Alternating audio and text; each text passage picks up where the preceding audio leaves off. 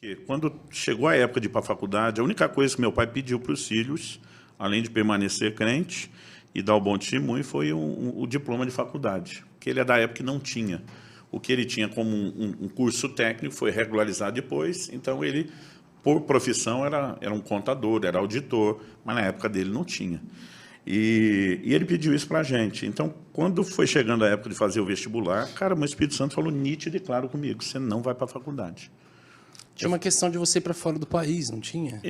Era uma vontade, mas isso também Deus não deixou seguir adiante. E daí eu falei, bom, então se eu não vou para a faculdade, vou fazer teologia, pelo menos um diploma em teologia.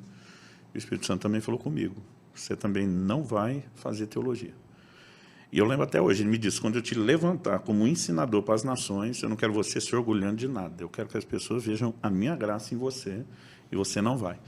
E na época, para mim, o canudo era um motivo de orgulho, assim, eu não sei explicar o quanto aquilo era importante. Porque quando eu comecei a viajar e pregar, como eu era muito novo, eu viajava com outro pregador mais velho, mas a turma perguntava assim, qual a sua formação? Né? Aí eu olhava e dizia assim, 2º grau completo. Você via que ninguém acreditava nada. Na verdade, os caras não me chamavam nem pelo conteúdo, era mais porque, assim, por causa das horas de oração trancado. E era uma época também, não era só o tempo de oração trancado, isso tinha o seu lado, mas era uma época assim de muito milagre. Tenho visto em alguns casos jovens que verdadeiramente se posicionam para seguir Jesus, em amor e obediência. Mas os pais permanecem perdidos, seja como não convertidos ou como religiosos.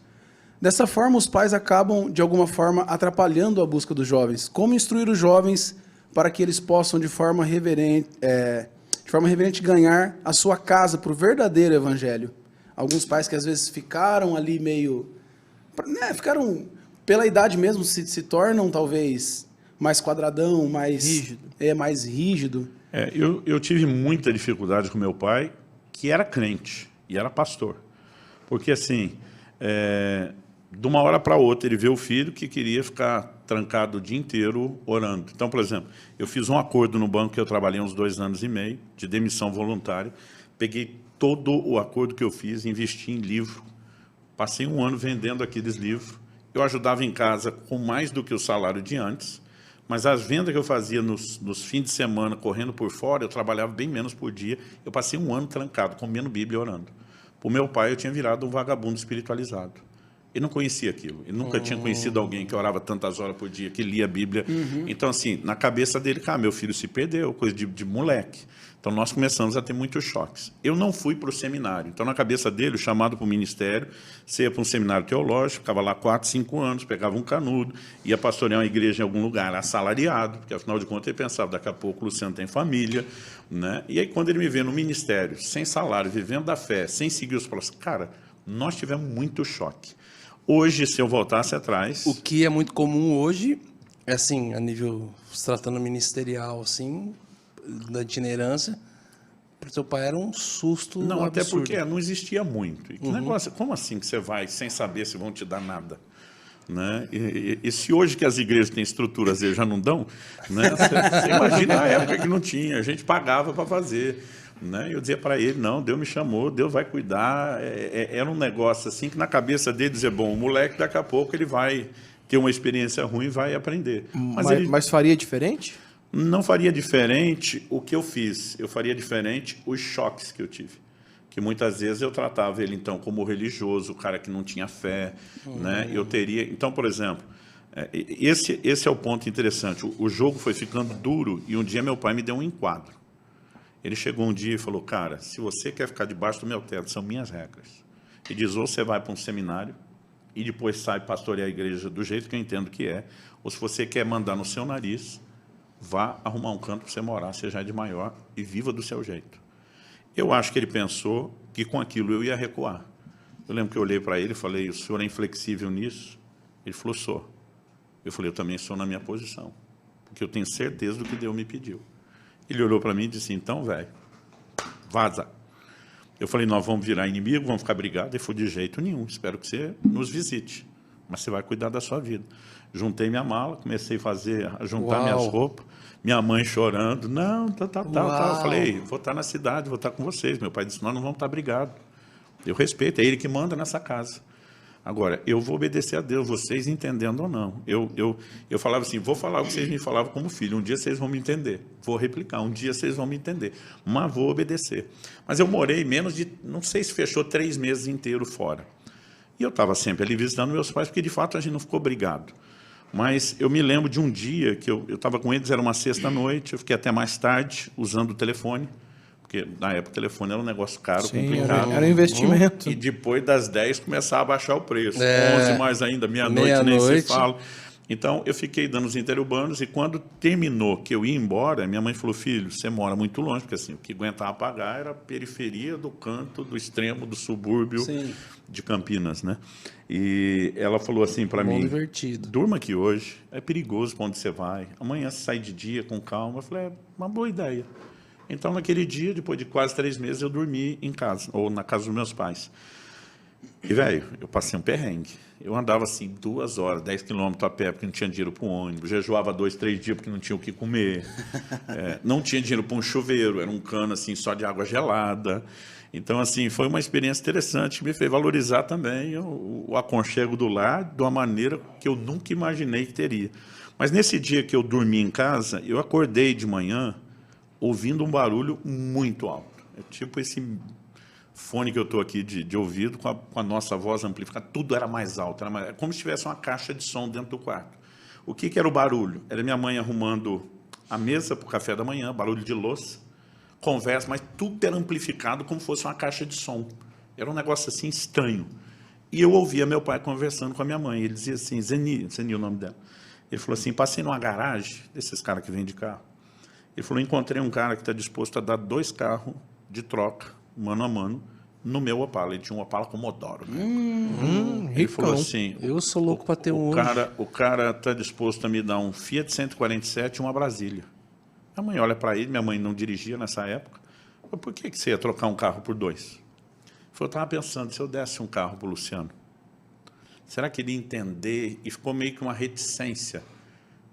Sumiu o barulho da caixa de som. Nesse momento, eu não entendi o final da história. Mas naquela hora eu entendi que a conversa do meu pai com a minha mãe é nem a pau que eu volto atrás para dizer que eu estava errado. Mas, ao mesmo tempo, ele se dispondo a dar um carro para me ajudar no ministério. Essa parte eu ouvi. Ele falou, de repente, poderia ajudar as viagens do ministério. Será que ele ia entender? Quando ele falou, será que entendeu? Eu não ouvi mais a conversa. Mas eu entendi como se Deus estivesse falando assim, facilita. Ele não vai voltar atrás no que ele te falou. O barulho sumiu, eu não ouvia mais nada. Quando abri a porta do quarto, fui, aí eu ouvi abaixo o barulho lá, os 2 pararam de conversar quando eu cheguei. Caraca, que experiência. Aí eu falei, cara, foi Deus. Eu não sonhei, não tô maluco, foi Deus, eu sabia que foi Deus. Aí eu sentado, falei, pai, eu queria te falar uma coisa. Eu não queria sair de casa do jeito que eu saí. Preferia sair para casar, ou então vou morar em outra cidade. Eu falei, mas eu realmente estou tentando me colocar no seu lugar e eu imagino não deve ser nada fácil para o senhor. Mas eu falei, eu queria que o senhor, já que o senhor é bem bíblico, papai, tudo era bem bíblico, né? Eu falei, deixa eu te dar um exemplo. O senhor lembra de Daniel falando com Arioque, o capitão da guarda do rei da Babilônia, quando ele só queria comer legumes, e o cara, não, você vai me criar um problema. Ele falou, prova a gente por 10 dias. Eu falei, eu queria que o senhor me desse daqui até o fim do ano. Eu não me lembro que mês era, mas a gente ainda estava no primeiro semestre. Eu falei, se o que o senhor vê na minha vida daqui até o fim do ano, até porque eu não tenho como entrar no seminário agora, o negócio já estava andando. E era só o próximo. Se o que o senhor vê não te convencer, para o senhor olhar e dizer, Deus está nisso, virou o ano, eu me matriculo no seminário, eu faço exatamente do seu jeito. Mas eu preciso do seu voto de confiança. Eu ouvi Deus. O senhor tem visto as notícias do que Deus tem feito. O senhor não pode achar que eu estou tão desamparado dele. Me dá esse voto de confiança. Ele falou, por mim, tá bom. Nesses 3 meses, o teu ministério estava rodando legal. Rodando, eu viajando, e assim, eu às vezes um dia eu fui visitar meu pai e tinha um jornal na mesa dos milagres que Deus tinha feito na cidade onde eu fui. Eu não sabia nem como o negócio chegava. Só um parênteses nisso, porque essa pergunta do Medina é muito boa. Como que um ministério rodando pra caramba e ainda assim 3 dias de jejum porque não tinha o que comer, Nossa. andando um monte de coisa. A galera tem uma visão, né, que não, você está viajando, está estourado. Eu acho que o próprio Deus fazia questão de mostrar, tipo, cabeção foi você que escolheu sair de casa sem eu ter mandado, né? Mas aí eu lembro que meu pai falou, não, para mim tá bom, podemos fazer esse acordo. Eu falei, então eu posso voltar? Ele falou, nesses termos, sim. Nós temos até o fim do ano. Isso Aí- era que mês? Eu não me lembro, era o primeiro semestre. Tá. Não sei se era abril, tá. maio. Não era nem o comecinho, nem ainda o limite. Eu vi o sorriso no rosto da minha mãe e tal. Liguei para um amigo para pegar minhas coisas. Precisava de um carro, a gente não tinha. Eu sei que quando eu voltei à tarde com a mudança de volta, que não era muita coisa, estava na garagem um Fiat 147, uma Brasília. A hora que eu vi aquilo, eu sabia que o que eu ouvi não foi um sonho, que era um negócio de Deus. A hora que eu olhei aquilo, eu falei, ganhei a Brasília. E eu sabia que era a Brasília, não era nem o Fiat, que era o menorzinho. Ó, Eu olhei aquilo e falei, cara, não, a Brasília é 74, carburação dupla, ainda lembro. Entrei, meu pai me deu a chave e falou, tá aqui. Meus irmãos ficaram revoltados. bravo. Nós nunca ganhamos carro. Meu pai disse, não dei carro para filho, investi no ministério de um deles. Uau. E aí nós começamos Quantos a... filhos? 3, eu sou do meio. só um ganhar carro. E o do meio, que né, na concepção da galera sempre é o mais, né? E eu defendo Gelado. isso. Eu defendo isso. A Defende? gente sofre. É por isso que Deus honra.